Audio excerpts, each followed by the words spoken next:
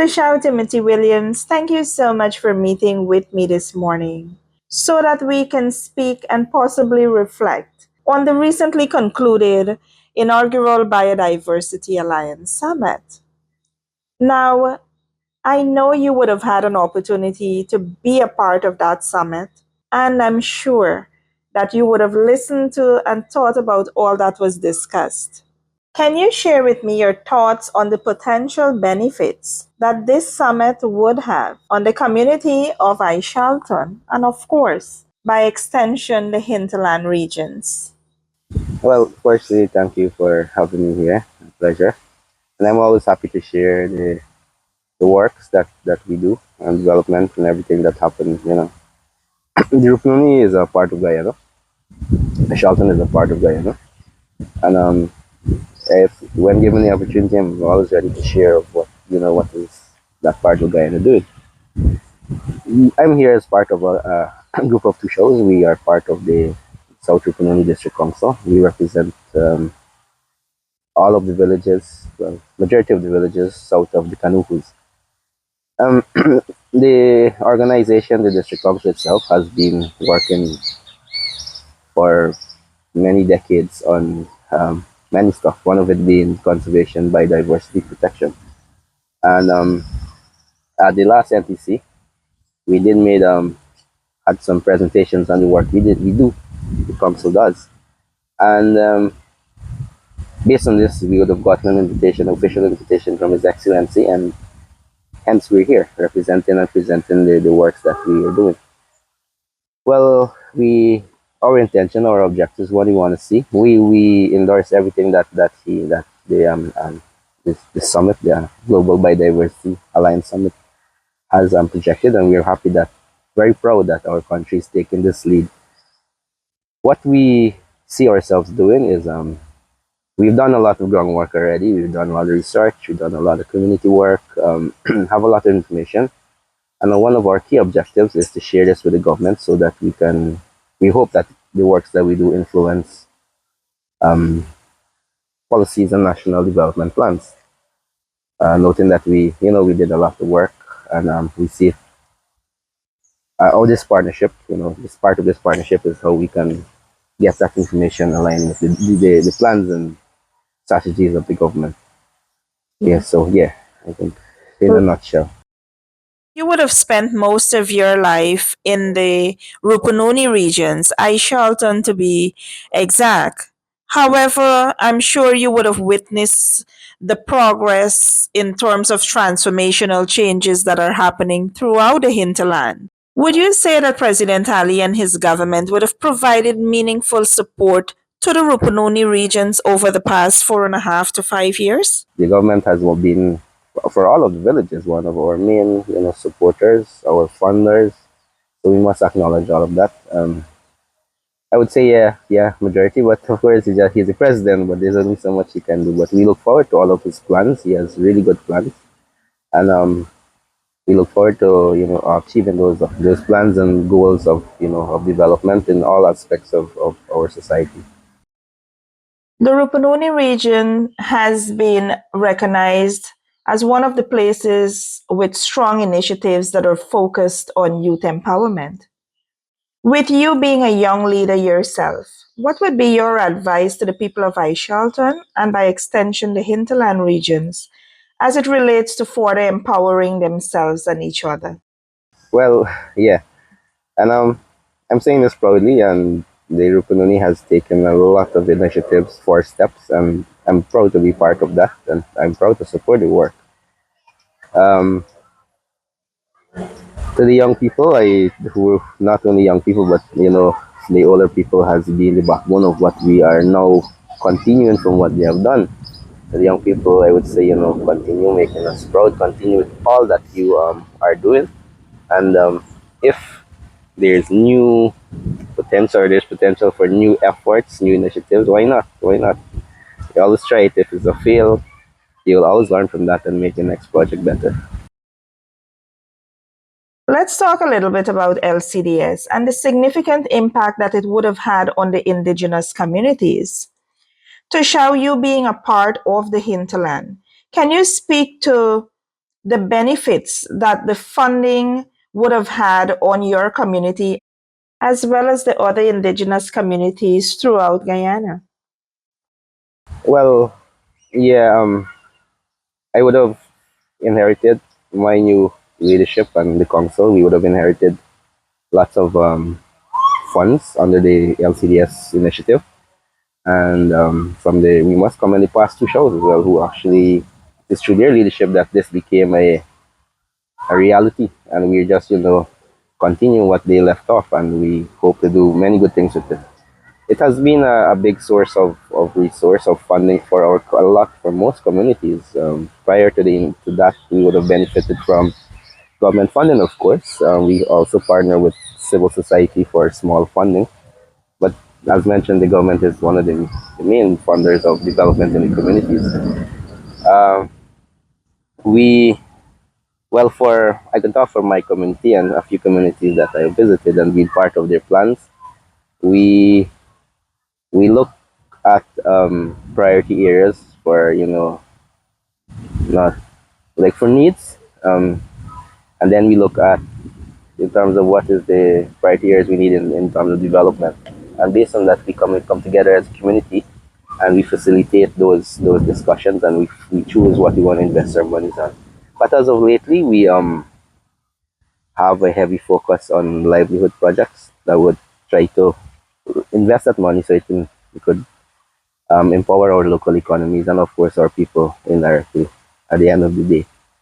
Besides that, we look at for example, water. Currently, this latest dry spell, it has shown that water is one of the biggest issues. Access to water is one of the biggest issues in the Rupununi, and that is one of the areas that we would be investing our monies into. So just some examples that I'm talking about. In the past 5 years, and especially my 1 year, what I'm now in approximately 1 year in the leadership, there has been so many things that has happened, and not only in my community but across. Of course, there are obstacles to development, and right now was a very good example. The weather. There's not much man can do when God say, yeah, this is what He has said. He's blessing us with the weather, and even though there's some adverse situations, we must not always look at the negative, but look at the positives. And I know that the government is committed to, like, the roadways. A lot of persons are currently commenting and about the roadways. And I'm sure that there are plans for the government to get those in line, but everything doesn't happen overnight. But besides that, there has been tremendous investments in a lot of stuff, and I I'm very proud of that as well. And I'm looking forward to the future and what the next 10, 20 years hold for my community. Um, and then I'm really liking especially in the South Rupununi, the support that we get from everyone in terms of this is what we want to do, and we go for it. And even though we don't have the resources, we start with whatever we do, and we're very happy about that. It is impossible to talk about the Rupununi regions without acknowledging the Rupununi Rodeo, one of Guyana's most significant annual events. Of course, it attracts tourists from across the country, regionally and internationally. However, beyond the festivities and tourism, to what extent are the residents and the hinterland regions genuinely benefiting from this event? If you may shed some light on this, Tashao. Well, well, the every year it keeps getting bigger, right? We all know what the Rupununi Rodeo is. It's where our cowboys and cowgirls come to show off their skills in front of a large crowd, but that is just one of the main activities that happens at the rodeo. But it is one of the key events that a lot of us look forward to in the Rupununi. The- As of last year, we had 4 to 5 different rodeos at different locations, but the main one would have been in Latam, and that is where everyone from across the world comes. Last time, I think we had guys all the way from Pakistan in Latam. But it is something that we always look forward to. Local vendors, we get to shoot. Besides, gaining a revenue, we also get to market our produce, our culture, our language. Market the Rupununi, market Guyana and a whole. Um, so this is something that I know that again, I must commend the persons who are behind this. It's a lot. We get a lot of support from the local government, and I know some folks on the road committee who worked very hard, and they did exceptionally well, and they continue to do exceptionally well in promoting this tourism event, and it is something I think that is known worldwide.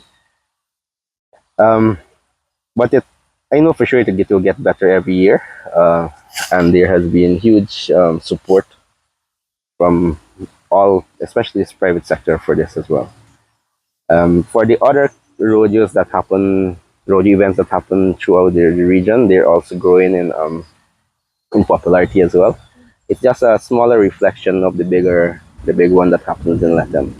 And again, it showcases it gives us a chance to showcase what the Rupununi is really about, and what our life, our culture is about. Yeah. Finally, Tisha Williams, how pleased are you to know that you would have had Tishaos who would have paved the way for yourself and others to follow? Of course, being in this position now where opportunities are given to you, and you would have also discussed with me witnessing the sectors being developed, not only in tourism, but the educational sector. Let's talk a little bit about that. Good. Um, well, the past two shows had very big visions, large visions for the communities, for the landscape, for the people, and I admire them for that. They have set us on a path that is for the better of Guyana people, everyone as a whole.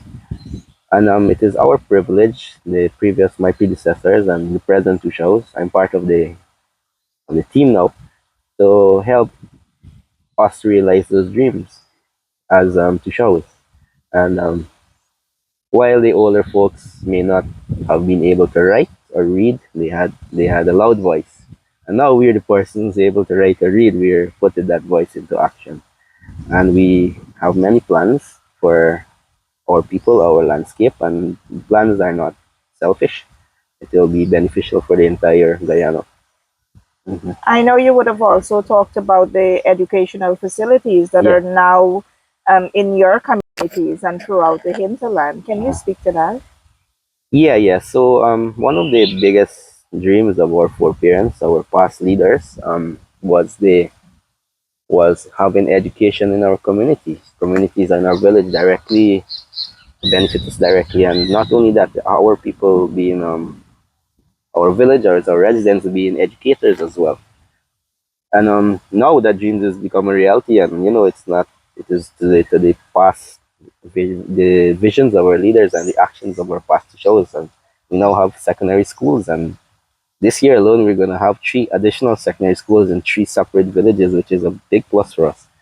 Now we are about to start the first cohort of university in Aishalton, which is a big plus for us as well. We're very happy to be part of that team to make this happen. But we must commend the team, the entire 21 guys from the south of the Caduceus, to making this happen now. And we look forward to the continuation of this. And we wouldn't be here as to show us the next 3-4 years, but we do look forward to the other leaders taking up that and making that expanding and making it better. Beautifully put. Thank you so much. This was very insightful, Mhm. and thank you for all that you're doing in the Rupununi Yeah. area. Well, thank you too. Mhm.